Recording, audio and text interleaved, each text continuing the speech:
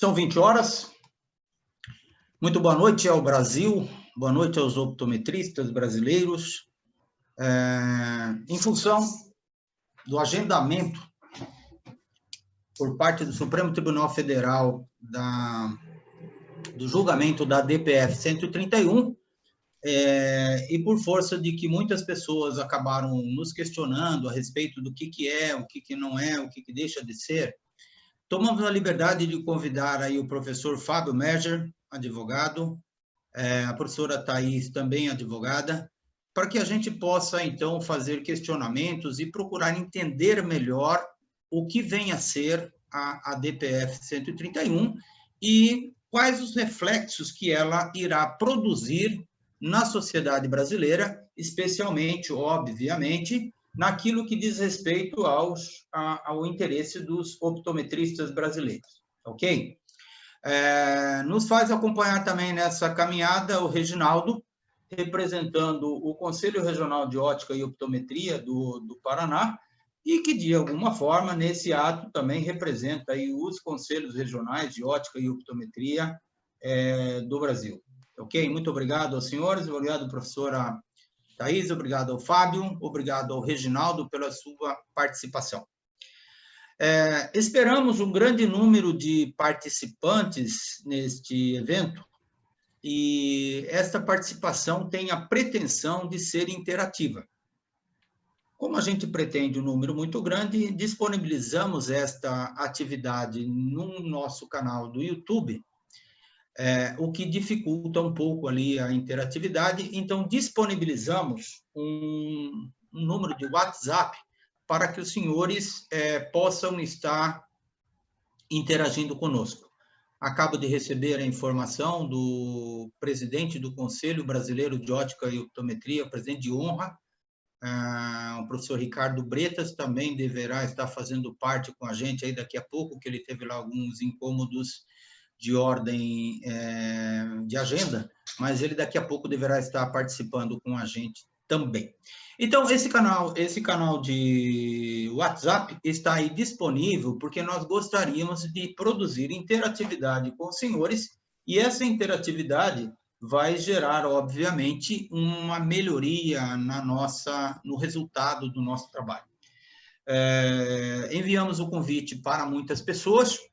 Eu estou há 2 minutos falando, prometo para vocês que o discurso não demorará mais do que umas 3h30, mas essa minha fala também tem o intuito de fazer com que as pessoas que, para ir da sala até o quarto onde está o equipamento, né, eletrônico, talvez tenha algum atraso no trânsito, o metrô fure o pneu, ou a balsa não conseguiu atracar direito, demora um pouco para fazer esse trajeto, uma vez que nós estamos todos confinados nas nossas casas, né? Para que mais pessoas possam estar interagindo conosco. Ok? Então, o canal do YouTube está aí, o telefone é o código 47 991261100. Eu acho que para a questão do WhatsApp não precisa colocar o 5º dígito ali, correto? Então, senhoras e senhores,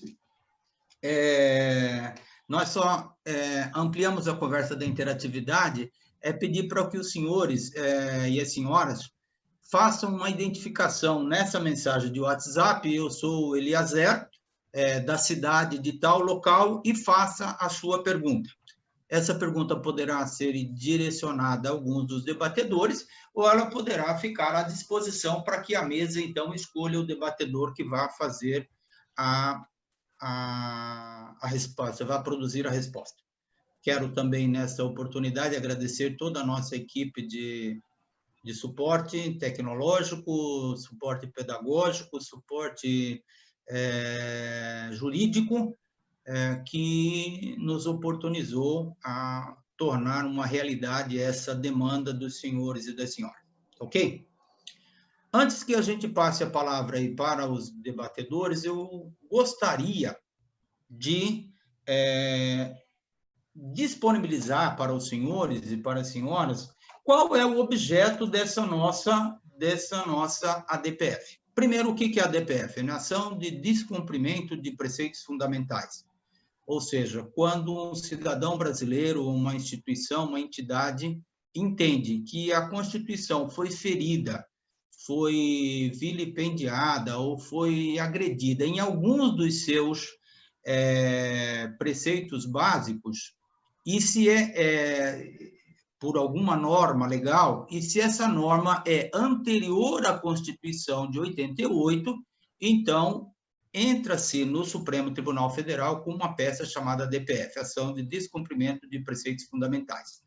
E, em 2008, o Conselho Brasileiro de Ótica e Optometria promoveu uma peça no Supremo Tribunal Federal que teve este número, né? Teve a peça é esta e teve o número 131. Então, esse material está no Supremo Tribunal Federal desde 2008. Então, são 12 anos já de trânsito pelo Supremo Tribunal Federal. Quais são os elementos, então, que esta peça está questionando a sua importância ou a sua participação no arcabouço de normas legais do Brasil? Refere-se ao artigo 39, 40 e 41 do Decreto 20.931, que é de 1932. O que esses artigos querem dizer? O artigo 39 diz que é vedado às casas de ótica, 38, 39 e 41. 38. É terminantemente proibido aos enfermeiros, massagistas, optometristas e ortopedistas a instalação de consultórios para atender clientes, e aí vai daí por diante. Mas o principal é esse início. O 39 diz que é vedado às casas de ótica confeccionar, vender lentes de grau sem prescrição médica, bem como instalar consultório nas suas dependências, nos seus estabelecimentos. E o 41 diz: as casas de ótica, ortopedia, estabelecimento eletro, rádio, fisioterápico de qualquer natureza devem possuir livro devidamente rubricado pela autoridade sanitária para registro das prescrições médicas. Então, esses 3 artigos estão sendo questionados. E, ademais, os outros 2 artigos do Decreto 24.492, que é de 1934, são os artigos 13 e 14. O 13 diz que é expressamente proibido ao proprietário, sócio, gerente, ótico prático e demais empregados do estabelecimento escolher ou permitir escolher, indicar ou aconselhar o uso de lentes de grau sob pena de processo por exercício ilegal da medicina, além de outras penalidades previstas em lei. E o 14 diz que o estabelecimento de venda de lentes de grau só poderá fornecer lentes de grau devidamente mediante apresentação da fórmula ótica de médico, cujo diploma se acha devidamente registrado na repartição competente. Então, senhoras e senhores, esses 5 artigos compõem aquilo que o Conselho Brasileiro de Ótica e Optometria, através do seu corpo jurídico, impetrou junto ao Supremo Tribunal Federal, questionando a recepção desses diplomas legais, se é que eu posso chamar de diplomas, essas partes desses 2 diplomas legais, que não tenham sido recepcionados pela Constituição Federal de 1988.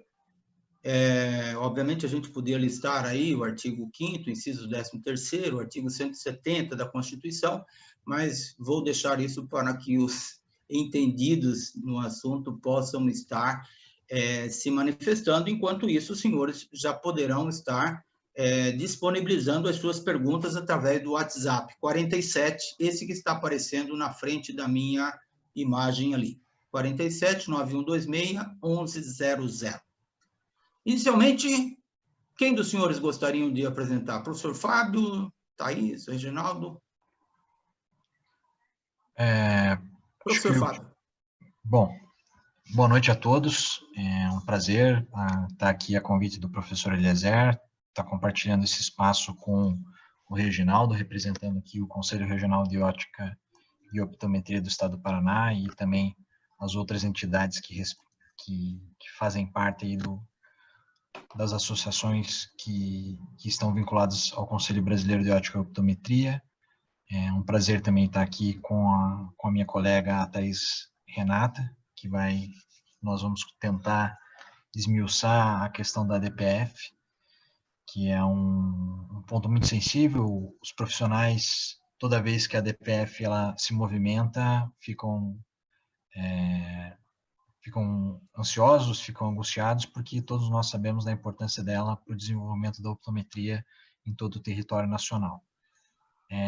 Existem vários locais, cidades, municípios e alguns estados que a optometria já tem um desenvolvimento muito avançado. Aqui no Paraná a gente está trilhando esse caminho, mas a DPF é a menina dos olhos, e como bem colocou o professor Eliezer, ela já está aí há um bom tempo, sendo elaborada, passando por todos os procedimentos necessários para ser julgada. Então, acho que é interessante iniciar essa nossa fala analisando que ela já está a ponto de ser julgada. Então, o que significa pautar a DPF? Significa que todos os procedimentos necessários para que ela pudesse ser analisada por todos os ministros da STF já foram cumpridos e que agora ela vai ser julgada. E esse é o momento, né? Quando você pauta o processo, é quando o processo vai dar a entrada em julgamento. Por conta da pandemia, os julgamentos de órgãos colegiados, que é o STF, que é formado por mais de um juiz, por mais de um magistrado, estão sendo feitos pela via virtual.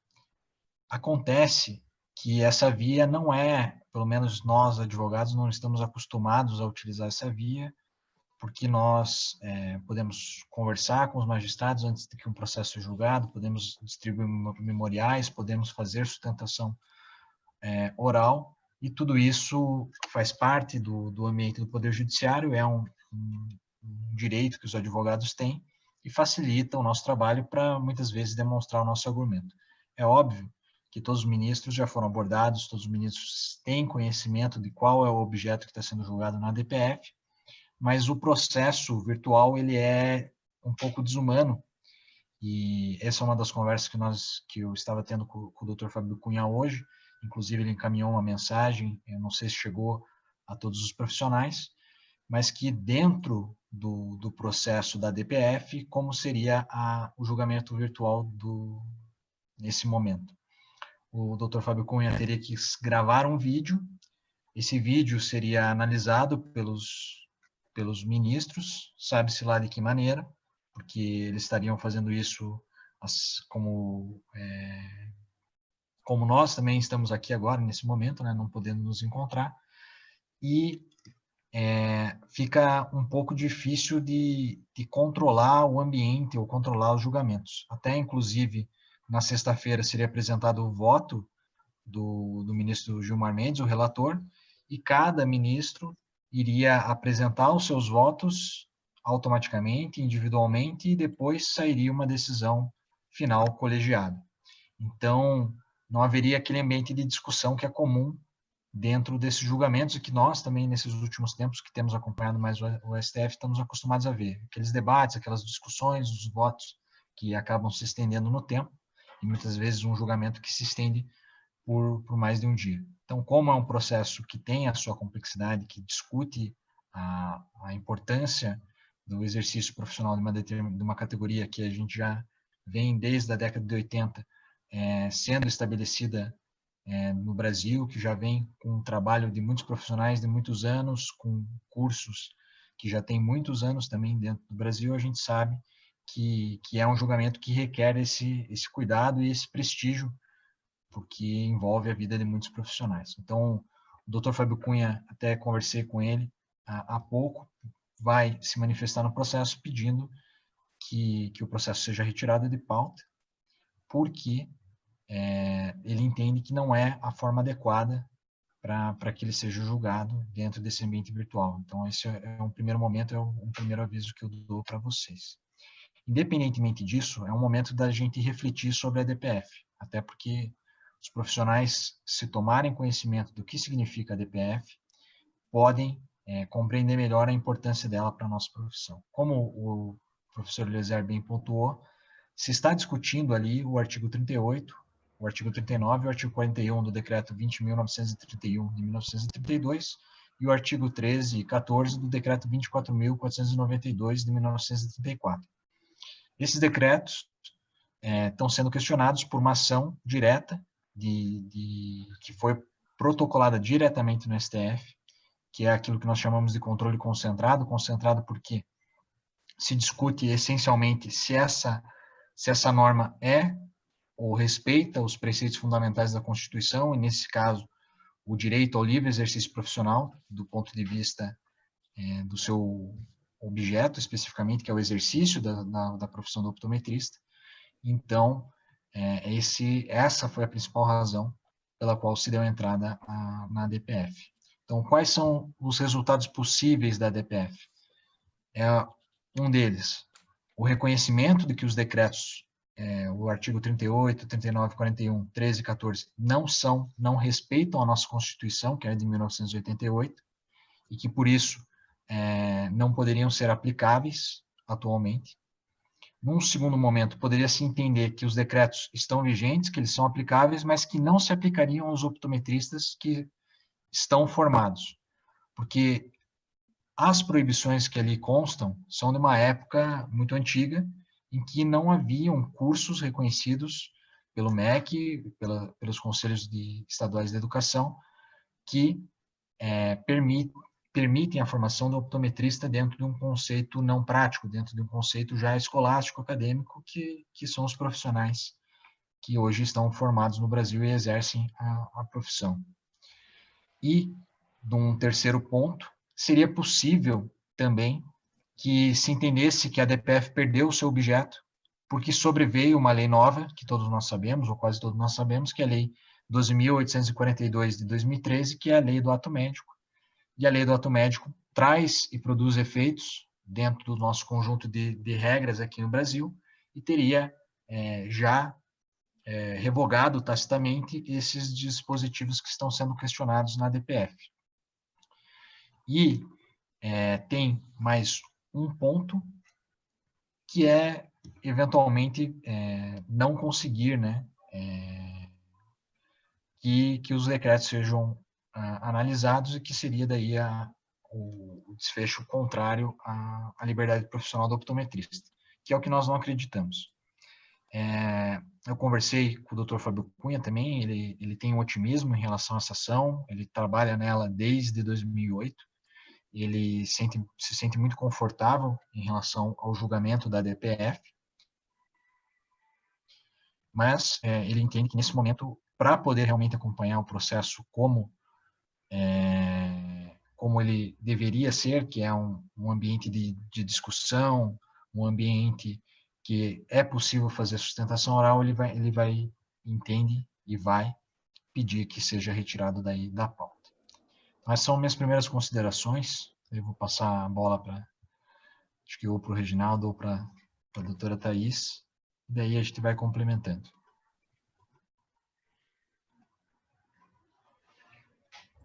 Bom, acho que eu posso falar então. Vou me apresentar, sou o Reginaldo, sou vice-presidente e secretário aqui do Conselho Regional de Óptica e Optometria do Paraná. E levantamos hoje com essa notícia da DPF, e isso anima muita gente, mas pensando bem, a gente tem que, como conselho, eu não posso dar para vocês que a opinião nossa da diretoria é seguir o que os advogados estão falando. A melhor coisa seria hoje esperar realmente uma nova data, até pela situação, e como acho que a melhor forma é realmente debater diretamente, pessoalmente, tete a tete com os ministros, do que pegar apenas e mandar um vídeo para eles e não saber qual que é o argumento que eles estão entendendo ali, né? Acho que seria a forma mais prática, realmente, o que nossos advogados estão falando. Como optometrista, como Reginaldo optometrista, gostaria muito que fosse julgado agora, que já faz, apesar de eu ser há pouco tempo formado, tenho apenas 4 anos de formação, mas a angústia que a gente tem em debater judicialmente contra outras entidades é complicado. O que a gente espera é que isso resolva logo o quanto antes possível, mas a gente tem que ter o bom senso e escutar o nosso corpo jurídico, e eu acho que quando você para pensar, realmente é uma forma bem racional do que está acontecendo, é realmente esperar um novo julgamento. E aí, quem sabe isso não aconteça não demore tanto como dessa vez. Eu acho que demorou quase 2 anos para pôr uma nova data, né? Mas a princípio, eu acho que eu gostaria de deixar bem claro que a opinião do conselho, da diretoria do conselho hoje, do Paraná, é em realmente seguir a linha do Dr. Fábio Cunha. Acho que é isso. Muito bem. Nós agradecemos a participação, inicialmente, aí do Reginaldo, e gostaríamos de ouvir, então, a doutora Thais Renata, as considerações dela. Bem na hora. Minha internet acabou de cair, né, gente? Bem na hora. Voltei bem na hora de ser chamada, é isso mesmo? Exato. Gente, primeiramente, boa noite. Eu agradeço o convite. Fico imensamente feliz da escola ter essa preocupação de trazer, principalmente para o público, para os optometristas, para os alunos, que eu sei que também estão fazendo parte da live, de dar esse espaço de fala para a gente poder trazer mais alguns esclarecimentos que a gente tenta passar muitas vezes em sala de aula. Agradeço aí também a presença do professor Fábio, que enobrece a noite e vem com uma fala extremamente enriquecedora. O Reginaldo, Conselho de Ótica e Optometria do Paraná, que eu acredito que a representatividade da classe, ela tem que se fazer forte mesmo, e as pessoas têm que se fazer presente. Fico aqui ansiosa também pela presença do Dr. Bretas, que eu acredito que em breve se insira na live. Acredito que tem muitos espectadores ali também aguardando essa presença. É um local de fala, um poder de fala que vocês estão colocando para a profissão.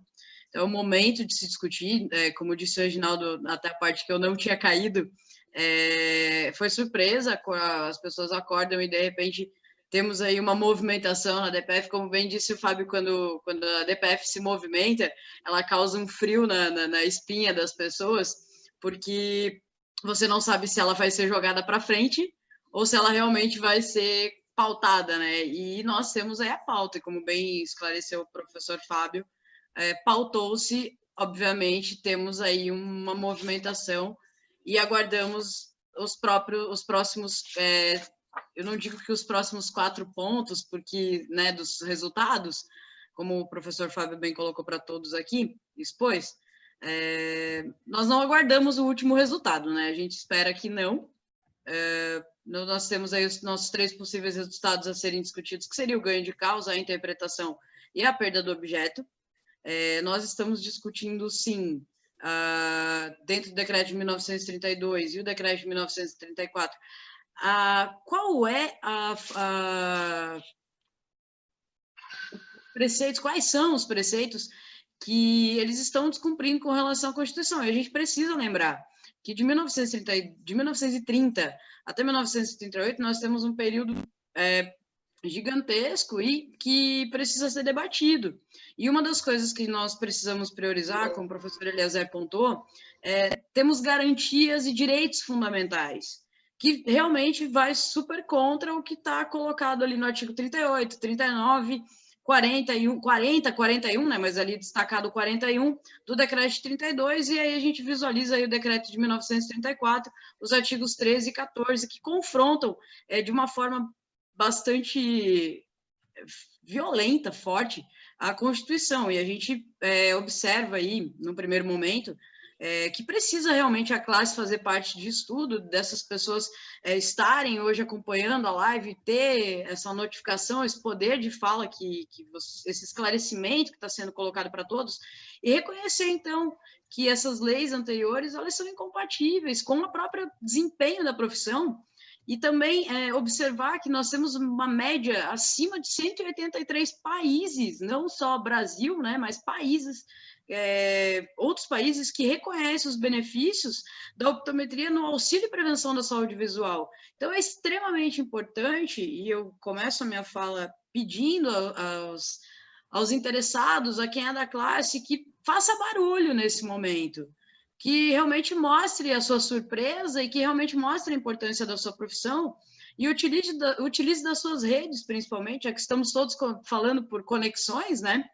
e realmente faça barulho e levante sua bandeira, defenda a sua profissão e aproveite esse espaço que a escola está criando aqui para vocês e as outras informações e os próprios canais que vocês possuem e divulguem isso, divulguem agora com muito mais força, veementemente é necessário que se mostre a força da classe para que realmente a gente tenha aí um barulho a incomodar e a fazer com que os ministros, os notáveis ministros que vão fazer esse julgamento em breve, quem sabe, dependendo se ficar na pauta ou não, né? Também observe a importância mesmo da saúde do optometrista e da saúde visual primária. Eu destaco muito e parabenizo a todos aqueles que fazem parte da classe.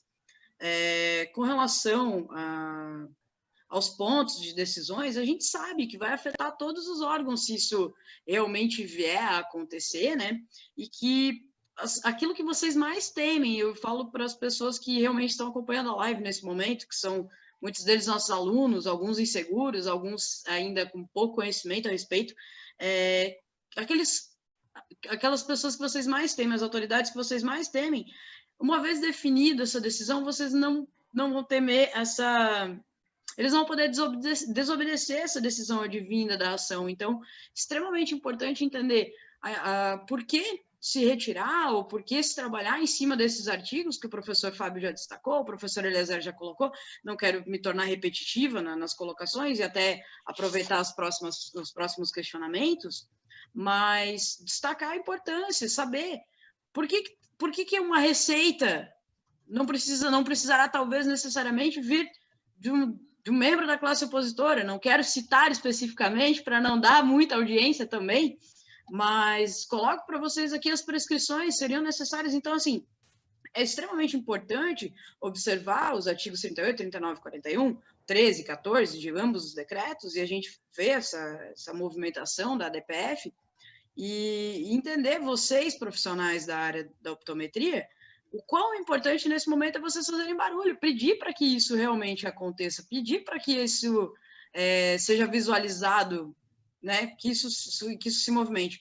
E aí eu também venho com essa questão do Dr. Fábio Cunha, sobre esse processo deve ou não ir de forma online. Isso eu acredito que seja um questionamento de muitas pessoas, e eu digo para vocês que, de acordo com o Código de Processo Civil, no artigo 937, nós temos aí o tempo de fala. E uma primeira fala seriam as sustentações que nós adoramos, que são as de 15 minutos. E, assim, dentro do regimento interno do STF, nós também temos sustentações orais de 15 minutos. E para que elas servem? É muito difícil eu mandar um vídeo imaginando quais seriam as questões que o ministro pode vir a ter sobre determinada fala dentro do processo. Então, eu vou ter que, os autores eles vão ter que fazer uma linha de raciocínio, imaginar.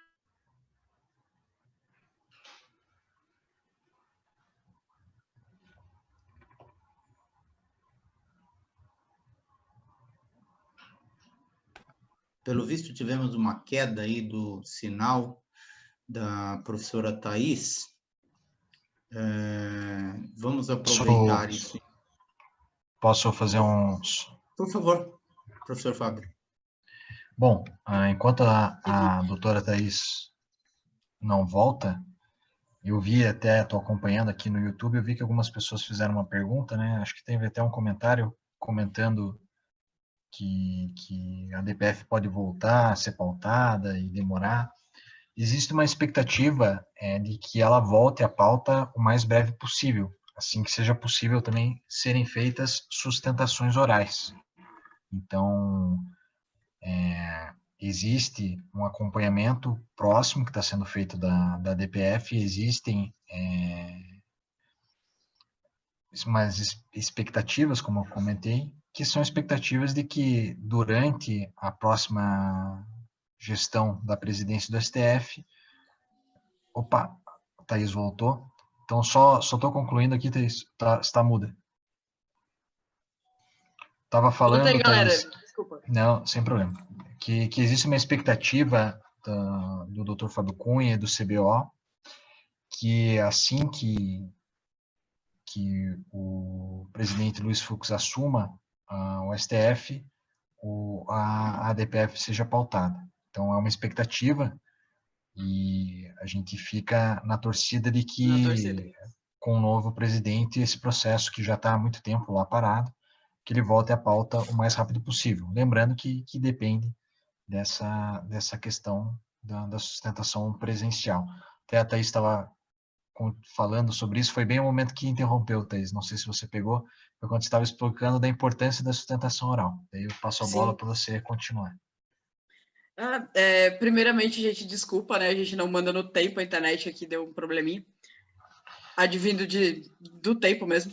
Mas voltando ali a falar só sobre a sustentação oral, eu acredito que, e vocês acabaram de perceber o que aconteceu aqui, é extremamente importante que a gente tenha alguém que consiga colocar isso de forma presencial, porque às vezes você, como advogado, e ali são vários advogados trabalhando, você consegue complementar.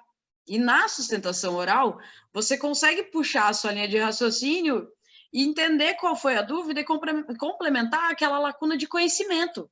Não é só uma lacuna jurídica, é uma lacuna de conhecimento. Você está ali para expor aquilo, você está ali para poder argumentar, defender e esclarecer e realmente trazer aquele voto a seu favor. Então, eu estava realmente concluindo a minha fala e dizer que eu particularmente entendo e vejo que o ministro Fux também se assumir seria extremamente bom, mas entendo eu que a sustentação oral, nesse momento, ela é necessária, vide um trâmite de 12 anos. Não é um trâmite de 12 dias, não é um trâmite de 1 ano, 12 meses. Então, por ser um trâmite tão longo, por ser uma coisa extremamente delicada, uma pauta, um assunto extremamente delicado, por ser uma profissão que vai precisar de reconhecimento, nós não podemos trabalhar com hipóteses de, eu vou mandar esse tipo de colocação, obviamente que eles têm esse preparo para isso, mas eu acredito que a argumentação face a face, a argumentação complementar, a argumentação salvando lacunas de conhecimento, fará realmente com que a profissão de vocês, optometristas, tenha ainda mais reconhecimento no nosso país. E vocês precisam realmente colocar esse poder aí de fala, de profissão, e demonstrar para o brasileiro a importância da optometria, e eu digo isso não agora como parte jurídica, mas eu digo para vocês que estão aí acompanhando, como optometristas que são, valorizem a profissão de vocês, façam com que ela cresça mesmo, se unam e façam com que isso aconteça de uma forma maior e que todos venham a ser visualizados tanto pelo poder público quanto pelo poder privado, e eu acredito que o resultado dessa DPF vai favorecer bastante a profissão. Essa era a minha conclusão de fala sobre a argumentação. Eu acredito que a gente já pode passar a fala, não sei se para o professor Fábio, professor Eliezer, quer fazer as interferências. Eu concluo por aqui por enquanto. Obrigada. Eu gostaria de insistir que o WhatsApp está aí à disposição, né? Esse número que está aparecendo na minha imagem é o número do WhatsApp, vocês poderão fazer ali as suas perguntas. A gente percebe bastante comentários no canal, e se porventura fizerem aí um questionamento, a gente está aqui à disposição. Eu deixaria os debatedores à vontade para dar sequência no trabalho. Aqui tem a Juliana Rocha, fez uma pergunta aqui no YouTube, falando qual que eram os riscos de alunos se pronunciarem nas redes a favor da optometria. Eu não vejo risco algum. É claro que um clamor público em torno da aprovação ou do reconhecimento da optometria e do reconhecimento de que os artigos que foram citados aqui inicialmente, o 38, 39 e 41 do decreto 20.931 de 1930, desculpa, do decreto 20.981 de 1932 e 13 e 14 do decreto 24.492 de 1934, ela, com certeza, se tiver um clamor público, vai gerar um resultado positivo, porque é pressão popular, né? A gente sabe que os poderes também se movem e respeitam muito a pressão popular. A questão é saber mostrar, conseguir mostrar definitivamente o valor e a importância da optometria para o desenvolvimento da saúde visual. Para quem já conversou comigo ou já viu eu falando sobre a optometria, eu também acho importante pontuar isso, que não existe saúde visual sem que se promova a optometria. Então, isso também é muito importante ter em mente, porque nós, no Brasil, ainda mais num país de proporções continentais, não vamos conseguir entregar saúde visual para o maior número de pessoas sem que a optometria seja integrada nessa equipe multidisciplinar que visa e objetiva entregar a saúde.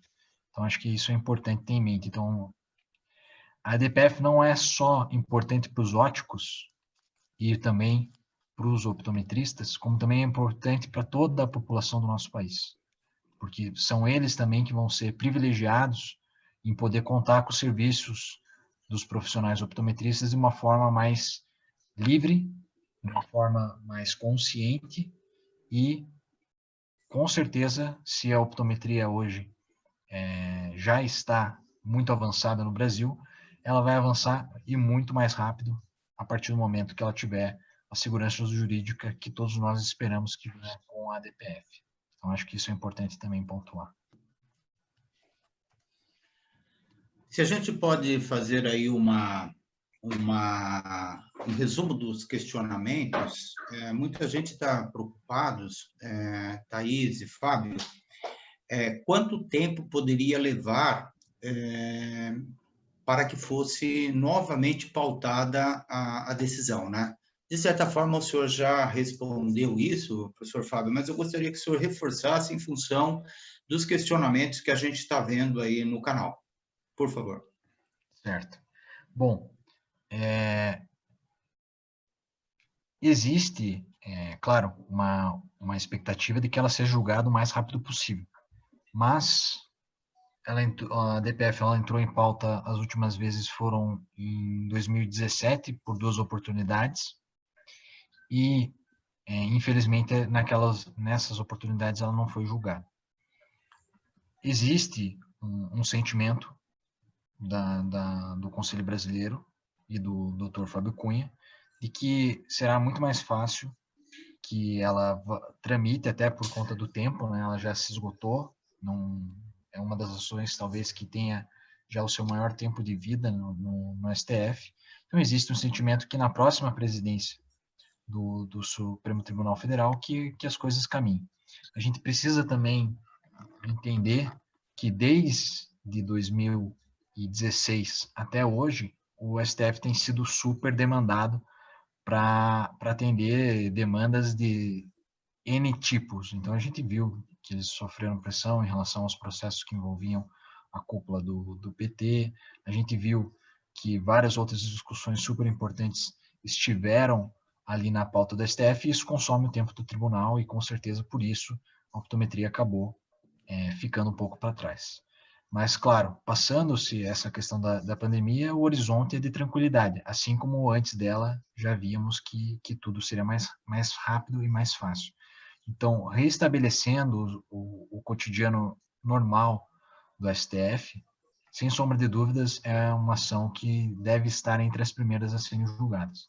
Então, acho que a gente mais importante ter em mente aquilo que a doutora Thaís comentou e que também o Reginaldo falou, que é ter o conhecimento de que estamos em boas mãos, estamos com excelentes profissionais nos representando e que, de fato, eles estão pensando no benefício de toda a categoria e uma ação de 12 anos, ela merece, e essa ação merece uma sustentação oral, merece que o púlpito seja ocupado por defensores da optometria e que nós saiamos vitoriosos da forma como esse processo merece, que é com uma decisão colegiada com os ministros presentes e votando definitivamente a ação. Então, não se preocupem, a ADPF vai ter fim e esperamos que seja o mais breve possível e isso logo acontecerá. Um comentário aqui que eu gostaria de ouvir a opinião do Reginaldo, do Eric Nascimento.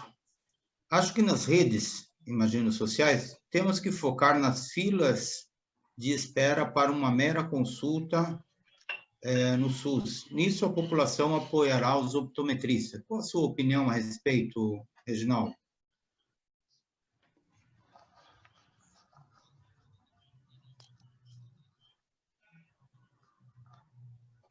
O Reginaldo, acho que acabou ficando sem o... a internet é uma benção, né? Deve ter deixado. Mas, Fábio e Thaís... Ele tá cortando o áudio dele ali, mas ele está online, professor. Eu acredito que sim. Talvez ele possa, acho que agora cortou ali. Mas eu gostaria de ouvir de vocês, Renata e Fábio, a opinião de vocês a respeito dessa questão, né, de focar nas redes sociais com relação às filas que se formam no Sistema Único de Saúde para atendimento, né? E aqui o Eric está sugerindo que os optometristas deveriam focar nas redes sociais a colocação disso, né? A exposição disso. Reginaldo, o senhor retornou aí. O Eric faz o comentário de que os optometristas deveriam focar nas redes sociais, né? A questão das filas para as consultas no SUS. Qual é a opinião do amigo a respeito disso?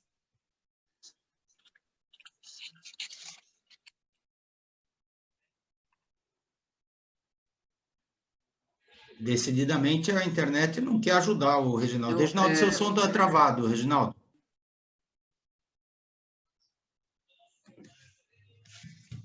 Desculpa. Então, eu vi lá a pergunta, não consegui entender o que você falou, mas eu vi a pergunta. Eu acredito que a gente tenta o máximo, vou falar em nome do conselho, não como optometrista. A gente tenta ao máximo trabalhar em cima das autoridades políticas, aqui principalmente no Paraná, mostrando essa realidade das filas, sabe? Mas é algo que, às vezes, não toca muito fundo ao coração de alguns políticos. Infelizmente, não sabemos muito o que dizer para poder fazer esse tipo de efeito, de apenas chegar no político e falar para ele, a fila do oftalmo lá está enorme, não anda, e a gente tem a solução. A solução é a optometria. Mas, de repente, quando o deputado fala para a gente, tá, mas quem que é a optometria? Quantos vocês são? Como que vocês atuam? Então, é um trabalho de formiguinha grande que a gente faz. E, graças a Deus, aqui no Paraná, a gente está tendo alguns resultados muito bons. Mas não depende apenas do Paraná. O Paraná é apenas um dos estados. O que a gente sempre sugere quando a gente tem conversa com outros estados é que, independente, não precisa o pessoal ficar esperando o conselho fazer alguma coisa. Cada um pode, por conta própria, pegar aí no seu deputado, no seu vereador, e conversar, explicar, falar, pedir informações, tentar levar projetos, converse com seus conselhos têm projetos legais para poder mandar para essas autoridades. Mas não adianta a gente ficar apenas falando que o SUS é isso, que o oftalmo é aquilo, e a gente não fala de nós mesmos, sabe? Acho que não adianta a gente reclamar muito. A optometria está como está, por pessoas que correram atrás e por pessoas que também não correram atrás. Então, a gente precisa parar, sentar e pensar um pouquinho de qual que é a situação atual da optometria hoje. Não sei se consegui responder a pergunta, mas isso foi mais uma opinião minha mesmo. Muito bem. Se me permite, eu gostaria de entrar nessa questão também. Por favor. Dentro do comentário ali do Eric, acima, o Cristiano também fez um comentário, ele colocou assim, a optometria é uma questão de utilidade pública, sem ela não tem como todos serem atendidos. Aí já veio essa questão ali vamos falar das filas. Pessoal, antes de falar da fila, como eu vou aproveitar o gancho do Reginaldo, antes do senhor Reginaldo, antes de falar das filas, nós temos que falar quem são os optometristas. Um primeiro discurso, na minha opinião, se me permitem, é uma das coisas que eu destaco muito com os meus alunos, vocês se apresentam como, vocês explicam quem vocês são, vocês defendem aquilo que vocês estão estudando, aquilo que vocês querem praticar, aquilo que vocês têm para a vida de vocês. Eu acredito que quando nós estamos inertes, não adianta de nada. Nós temos o reconhecimento, por exemplo, da OMS, da Organização Mundial da Saúde, que diz sobre a importância do optometrista no processo do auxílio da saúde visual. e querer bater numa tecla de, vamos falar da fila. A gente não pode só falar dos outros, que o sistema não funciona, se nós também não fazemos nada para que esse sistema seja alterado. Eu não defendo aqui nenhum tipo de intolerância, nada, mas eu concordo com a fala do Reginaldo, no que ele diz assim, se as coisas às vezes estão como estão, é porque nós também não defendemos alguns pontos, que são pessoais. Então, se posicionar, você pode falar assim, mas apresenta dados, e eu vou colocar o nome do Eric aqui, apresenta dados, Eric. Pega lá o seu município e apresenta os dados da fila da saúde visual. Qual é o problema? Apresenta os dados. Nunca façam nenhuma crítica em nenhum tipo de rede sem dados, sem base, embasamento. E aí a gente também está trabalhando aqui com uma linha jurídica de raciocínio. Então, por favor, qualquer informação que você coloque, apresente dados, apresente fontes, isso é interessante. Aí você colocar para as pessoas, e você destacar para as pessoas a importância da optometria na atenção primária e acessível, que é isso que você está colocando para a gente no documentário, sobre filas. Se você fala sobre filas, você quer acesso. Se você fala sobre filas em Sistema Único de Saúde, você está procurando política pública. Se você está procurando política pública, aí vem a fala do próprio conselho, através do Reginaldo, em dizer para a gente, vamos fazer o trabalho formiguinha, procurar aqueles que nos defendem e elevar essa conversa para uma outra categoria. Então aí sim você tem mudanças de política pública, você pode levantar a bandeira do reconhecimento da OMS e você sai da inércia. Então eu só queria complementar ali para falar sobre o foco, quando você coloca ali, vamos focar nas redes e falar de filas. Você pode falar de tudo, mas apresenta dados e defende a sua profissão e melhora isso, amplia isso para que mais pessoas comprem essa ideia. E eu concordo com o Reginaldo que nós temos que fazer trabalhos de formiga mesmo. Eu faço trabalho de formiga quando eu bato na tecla de que os meus alunos, aqueles que estão fazendo um curso para fazer a diferença na saúde visual de alguém, estão de parabéns. Esse é um jeito que eu consegui, e eu estudei bastante, o professor Fábio também, para poder trazer esse conteúdo legislativo, jurídico para vocês, de uma área que, no meu caso, não é a minha área de especialidade. E eu me empenhei bastante para poder fazer isso, para ter esse local de fala hoje com vocês, e para adentrar na fala do próprio Reginaldo, do Dr. Fábio, do próprio professor Eliezer, e dizer que sim, que é extremamente importante a profissão de vocês e que vocês precisam falar das filas, sim, vocês precisam falar de apresentar a optometria, sim, mas apresenta dados, fundamenta isso é extremamente importante. Queria só fazer essa complementação dentro da fala e pedir para que vocês saiam da inércia, mas saiam da inércia com segurança. Obrigada, gente. Por enquanto era isso. Eu queria aproveitar nesses dois comentários para fazer algumas ponderações. Primeiro, que o Eric está de parabéns por tomar a iniciativa, né, Eric? E a sugestão da professora Thais, da doutora Thais, é no sentido só de que a gente passe a usar as redes sociais e qualquer outro canal de comunicação, valendo-se de estruturas que elas possam ter respaldo. A gente vê as redes sociais sendo utilizadas de uma forma geral como, eu não diria nem como uma brincadeira, às vezes até como uma coisa de mau gosto, né?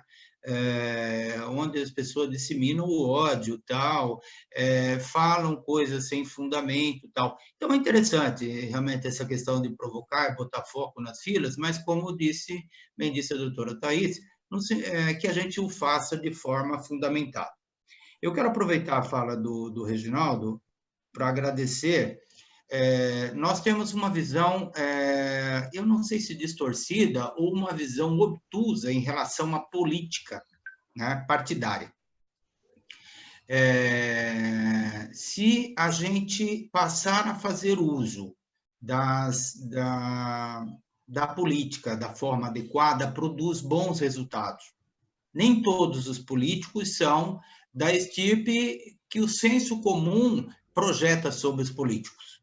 Eu estou vendo aqui que o Paulo Roberto da Silva disse que tem um projeto em Ferraz de Vasconcelos para ser aprovado na Câmara Municipal. O país tem 5.563 municípios. Quem dera, Paulo Roberto, diversos municípios fizessem como você, ou diversos profissionais fizessem como você, na Grande São Paulo, em Ferraz, assim como na Grande Belém, em Ananindeua, assim como em N outros municípios do país que já colocaram algum projeto de lei no Legislativo Municipal, dando algum respaldo para o trabalho do optometrista. E aí eu queria destacar na figura de dois políticos ilustres contemporâneos,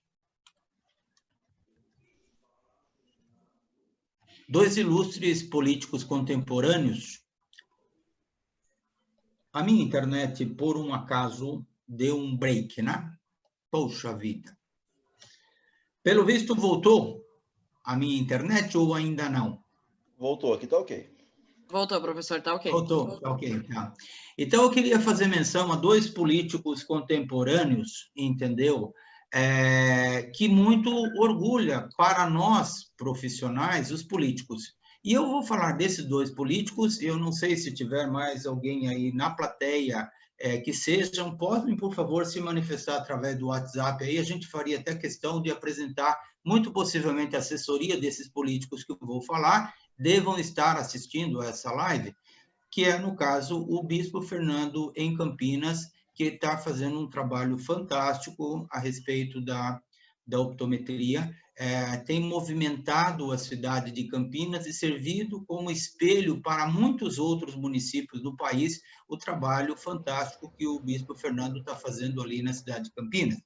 E outro político que eu gostaria de fazer menção é o deputado Haroldo, deputado federal pelo Paraná, que é o presidente da Frente Parlamentar pela Optometria.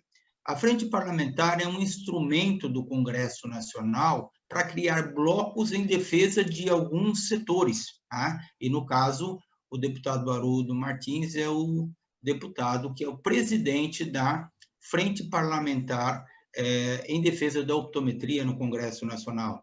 Então, esses dois políticos têm feito um trabalho muito importante para a optometria, então é importante que nós, optometristas, sejamos nós estudantes ou sejamos nós profissionais, atuantes, tal. Imagino que na nossa plateia tenha muitos que são já profissionais, inclusive eu vou procurar fazer o convite para um deles, que eu tenho certeza que está ali na plateia, possa fazer parte com a gente aqui na mesa, para dar a opinião dele, que nós venhamos a procurar, a acessar esses políticos para que ajudá-los, inclusive, com informações, porque eles não são super-homens, né? Senhores do conhecimento, nós precisamos levar até eles a informação. Então, essa questão que coloca o colega colocou, acho que Franklin, colocou a respeito de colocar as filas, mas é também a gente procurar os políticos e tal. E aí, como falou, como bem disse aqui o Paulo, se não me falha a memória, o Paulo de Ferraz, o Paulo Roberto de Ferraz, de que ele tem lá um projeto na Câmara Municipal de Ferraz de Vasconcelos. Meus parabéns para vocês por essa iniciativa. Ok? É importante também, professor Eliezer, em relação a esse trabalho político de reconhecimento, de promoção da optometria, que se busque também os conselhos regionais para que esse trabalho ganhe um ar de institucionalidade, que é importante, que dá respaldo, que dá segurança, que dá credibilidade, e que também os profissionais reconheçam nos órgãos dos poderes, tanto executivo, legislativo e judiciário, que são ambientes públicos e que são ambientes que devem, com todo respeito, com toda a liturgia, com toda a percepção de como eles se organizam, serem ocupados pelas pessoas com as suas pautas, e no nosso caso, nós como defensores da optometria, devemos ocupar esse espaço para levantar as questões da optometria e também da questão da saúde visual, que é aquilo que a gente antes comentou. Então, acho que isso é importante também. Só um adentro, lembrando que quando a gente vai falar com nossos políticos e mostra para ele a importância da optometria, posso garantir para vocês que 90% dos políticos compram a ideia. Só que o difícil é eles tocar essa ideia para frente, por quê? Porque a gente consegue dar sustentação do que é a optometria. A gente vai, vende a ideia para eles, mas eles querem resultados. E se a gente não mostra resultados, fica meio guardado no fundo da gaveta, né? Então a gente precisa, como a Thaís disse, ter sustentação. Não adianta apenas chegar, criticar, falar, mas não chega lá e não ter sustentação. Eu falo isso porque a gente já, pelo menos aqui no Paraná, a gente tem uma entrada boa na Assembleia, e a gente começou assim, com outros, às vezes negando conversa, e esses que negaram hoje recebem a gente com braços abertos dentro da Assembleia, porque a gente mostrou a importância disso. E eles compraram a ideia e gostaram. Muito bem. Professor Fábio e professora Thaís, vocês teriam alguma coisa mais para que a gente pudesse brindar esse fantástico grupo que está nos acompanhando aí? Eu preciso fazer uma observação, professor. Se a gente não mandar um abraço para o professor Will, que está junto com metade dos alunos dele assistindo a live, eu acho que eles vão surtar. Então, galera, um abraço, professor Will. Professor Will, você é um fofo. Muito obrigada pela sua presença e dos seus alunos, inclusive. Eu vi que o pessoal ficou um pouco nervoso aqui também com essa questão de como documentar. Gente, a gente vai fazer... É muito simples, eu acho que tudo que você vai pautar é pesquisa, documental. Em município, você vai para a prefeitura, Câmara de Vereadores, Secretaria de Saúde, se necessário for até Secretaria de Educação. Como vocês estão colocando aos poucos, eu estou pegando alguns comentários aqui, mas é sempre procurar atender dentro de bases que te fundamentem as suas ações. Então, assim... Um abraço, professor Rogério, também. Então, assim, pessoal, que nem o pessoal colocou ali, como é que eu vou me cadastrar se o conselho só tem 500 pessoas? Gente, são 500 em um, mas a gente tem que somatizar, que vocês estão falando de conselhos regionais. Vamos somatizar, vamos fazer a nível de país, vamos fazer a nível de federação, tudo isso está aí disposto, não faz nada sem uma fundamentação. O professor Fábio, acho que entende essa minha preocupação em soltar isso para os alunos o tempo inteiro e para as pessoas que estão acompanhando, mas a gente precisa realmente fazer essa indicação. A gente sabe que é optativo a participação nos conselhos, mas, assim, na presença do próprio Reginaldo aqui, que pode até defender mais, eu sou super a favor. A gente tem a classe, a gente tem que se unir mesmo, tem que entrar nisso, e eu acredito que todos os conselhos também trazem muita documentação para que os alunos consigam fundamentar suas ideias, suas linhas de raciocínio. Teve bastante gente que colocou ali, eu tenho que atender bem no CNPJ, pagar os meus impostos. Ok, gente, está regular. Vamos atender todas as necessidades, vigilância sanitária, vamos abrir uma empresa com cautela, tudo ok.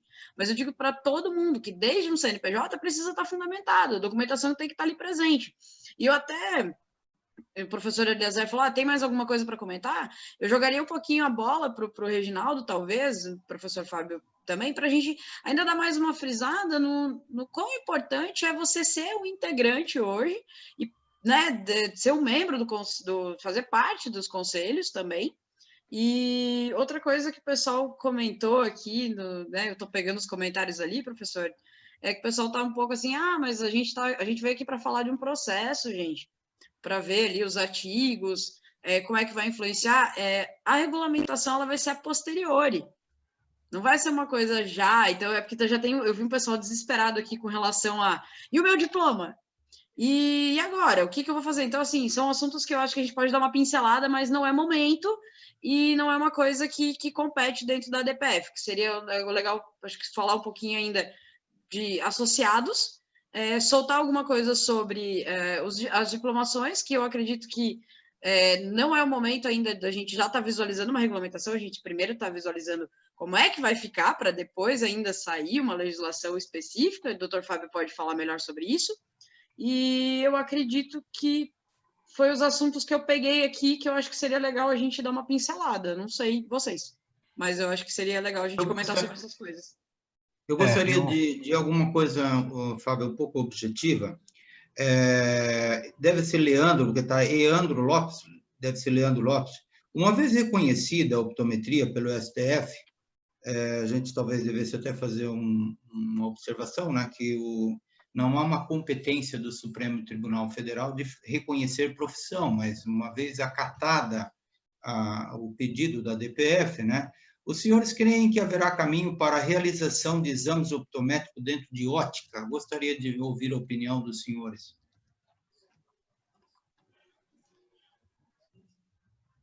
Bom,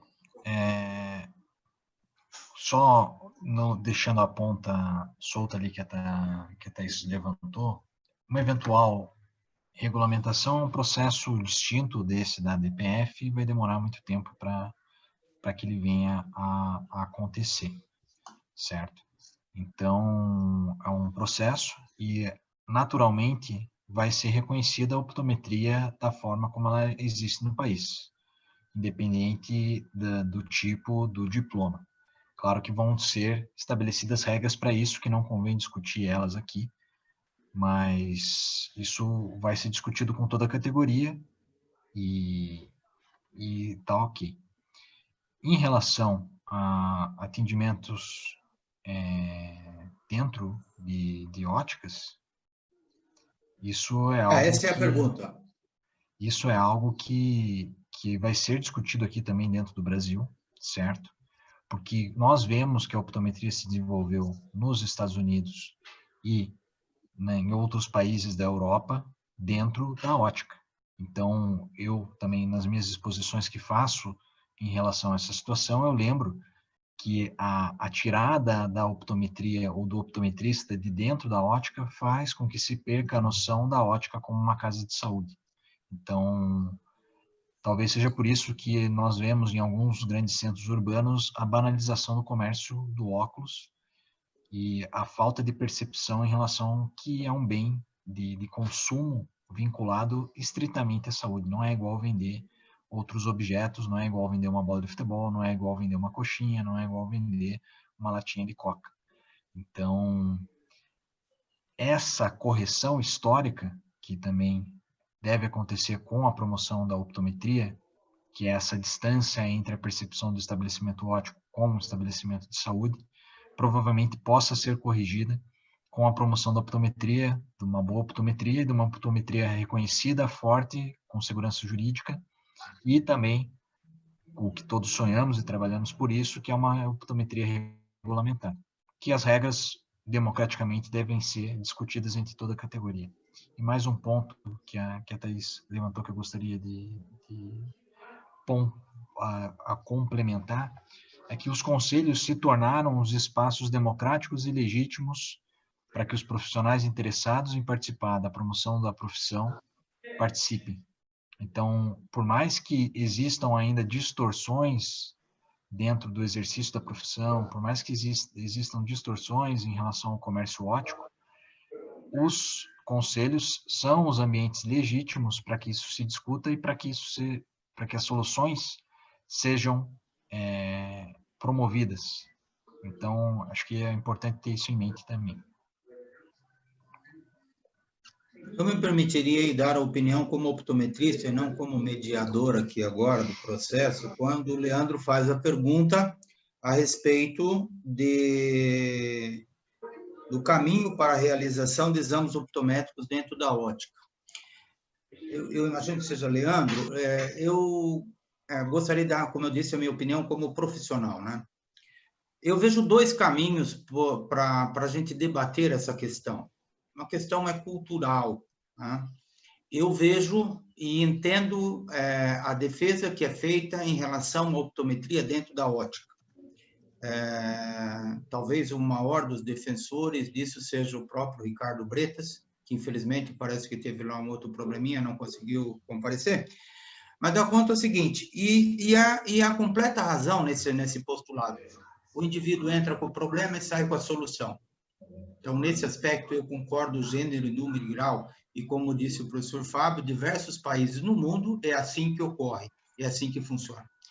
Eu, honestamente, tenho uma preocupação na perspectiva cultural, quando alguns profissionais não fundamentados em posturas éticas e tal, deixem de ser éticos e venham fazer a oferta de algum par de óculos só porque precisa fazer um faturamento.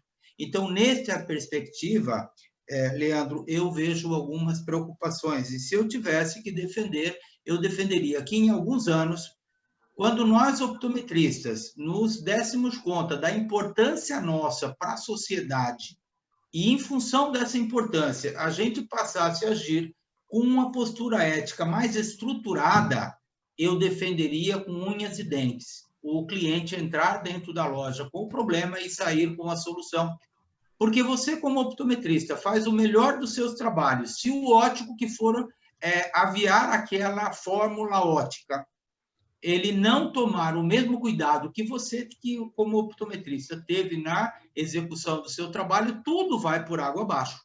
Então, essa é a principal defesa para que se defenda, a principal linha de defesa da gente defender que a optometria deva ser praticada dentro da ótica, e como é na maior parte dos países do mundo, ok? Muito obrigado aí por ter me permitido aí dar a minha opinião como profissional, mas eu queria ir agora uma outra colocação da Eva Vieira. Qual a possibilidade de perdermos o nosso certificado? Eu entendo que essa pergunta foi feita na perspectiva de algum caminho que a DPF possa tomar para fazer com que o meu diploma, ela usou o termo certificado, mas quando você é um profissional habilitado, você não tem um certificado, você tem um diploma. O diploma é uma habilitação, o certificado não é uma habilitação, né? Então, se você tem um diploma, qual é a perspectiva, qual a possibilidade de perdermos o diploma? Pergunta da Eva Moreno.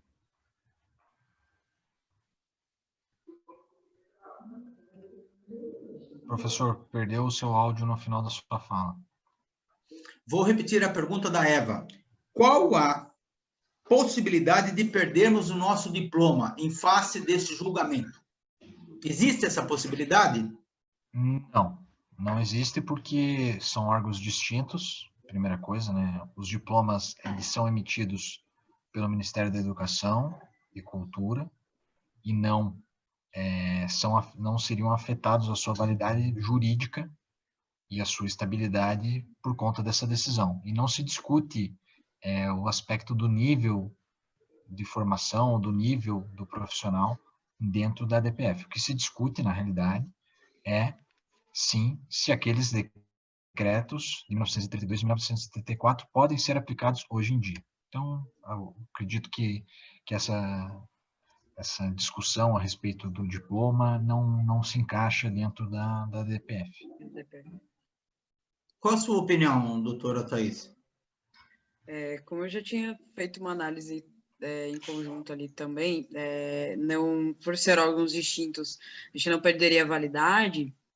E o mais engraçado é porque realmente assim eu estou acompanhando aqui o que vocês estão falando, estou acompanhando todos os comentários também, entendo, acompanho. Se fosse para já pensar em ADPF, eu só diria para o Dr. Fábio, acompanha a fala do relator, mas entendo que não, por serem órgãos distintos, as certificações elas não se perdem, né? A certificação é a validade do diploma, tá? Entendo que certificado é uma coisa, o diploma é outra, como o professor bem colocou. Entendo que, uma vez que vocês estejam diplomados, isso gera a condição profissional, e aí a gente vai de frente com o artigo 5º da Constituição, 13º, né, sobre a livre iniciativa do trabalho, mas mediante a sua formação.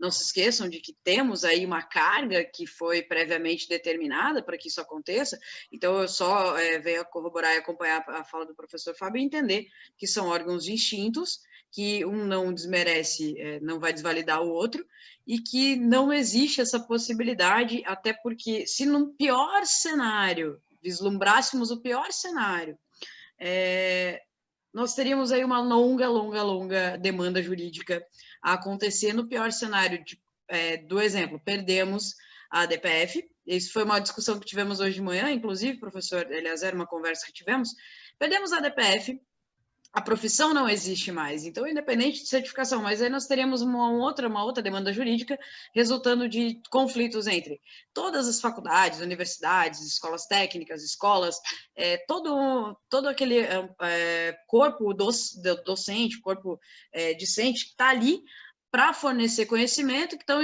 entraria com isso para, como assim, eu, mediante Ministério da Educação, tenho todas as condições para oferecer isso, e agora essa profissão não. Então, eu acredito que esse cenário a gente não consegue visualizar porque ele implica em muitas demandas aleatórias, muitas demandas que vão além do concebível aqui nesse momento. Então, eu digo a vocês, alunos que colocaram, e não foi nem um nem dois, mas como veio ali a fala da Eva, e Eva, não precisa pedir desculpa por falar certificado, é normal, não tem problema a gente ficar com essa ideia de como é que vai ficar meu diploma, isso, aquilo, aquilo outro. Não tem. Só que entenda, acompanhando a fala do professor Fábio, que por serem órgãos distintos, isso não acontecerá, isso continuará tendo validade. E no pior cenário, nós não conseguimos imaginar o pior cenário, porque eu acredito que ele não vai chegar. Tá? Essa seria a minha complementação sobre os diplomas. Entendo que não teríamos esse problema e não teríamos essa desvalidação dos diplomas, ok? Seria essa a colocação.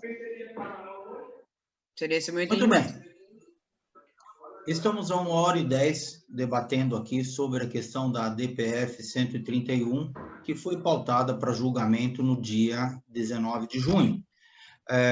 Muitos questionamentos sendo feitos, entendemos que a gente, nessa 1h e pouco, acho que a gente esclareceu bastante sobre qual a condição, quais os possíveis cenários que a gente poderá ter depois desse julgamento. Também tivemos a informação dada pelo Dr. Fábio Meger, que vai ser feita uma solicitação ao Supremo Tribunal Federal para que o julgamento seja feito pós-pandemia, de forma presencial e não virtual, como a gente, como está pautado, né? Ele está pautado para ser um julgamento virtual, e o julgamento virtual, ele traz uma frieza que o corpo jurídico do Conselho Brasileiro de Ótica e Optometria não entende adequado e vai fazer a solicitação para uma mudança nesse sentido.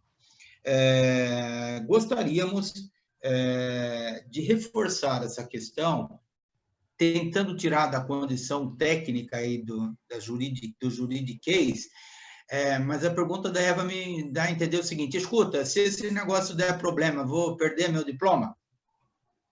E me perdoe, Eva, eu só fiz a correção porque todo pedagogo tem essa preocupação de sempre ter a informação de forma mais alinhada possível com a realidade, né? Então, a gente volta à questão.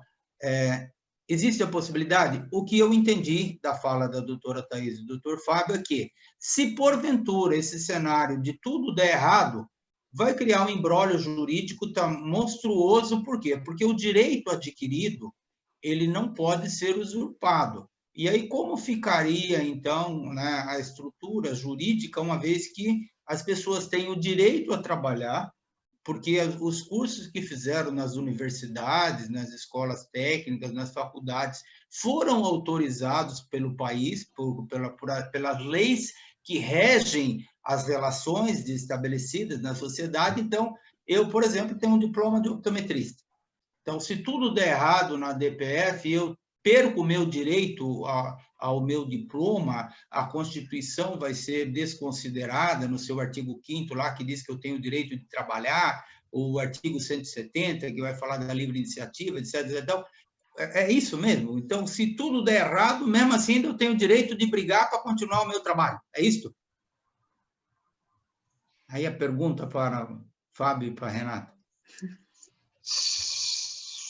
É uma faca de dois gumes, né?